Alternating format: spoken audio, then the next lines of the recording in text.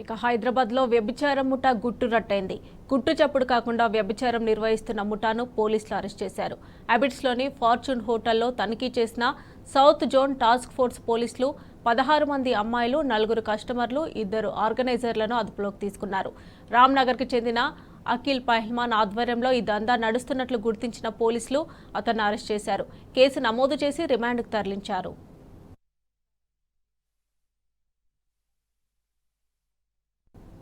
Akhil పహల్మాన్ను arrest చేసి విచారిస్తుండగా కేసులో కొత్త కోణాలు వెలుగులోకి వచ్చాయి. అతని ఫోన్ను చెక్ చేయగా అందులో పలు జాతీయ, అంతర్జాతీయ వ్యభిచార ముఠా నెంబర్లు ఉన్నట్లు పోలీసులు గుర్తించారు.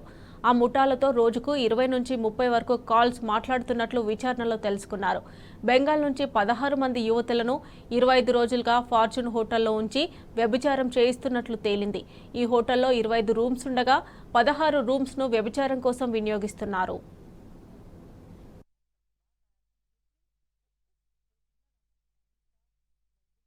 అయితే అఖిలేష్ గత కొన్నేళ్లుగా ఈ దందా చేస్తున్నట్లు పోలీసులు చెబుతున్నారు.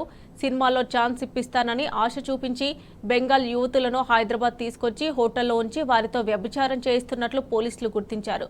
వెస్ట్ బెంగాల్కు చెందిన అమ్మాయిలతోనే కాకుండా సినిమా ఇండస్ట్రీకి సంబంధించిన వారితో కూడా అఖిలేష్కు సన్నిహిత సంబంధాలున్నట్లు ఆరోపణలు ఉన్నాయి. ఈ కేసును దర్యాప్తు చేస్తున్నారు పోలీసులు.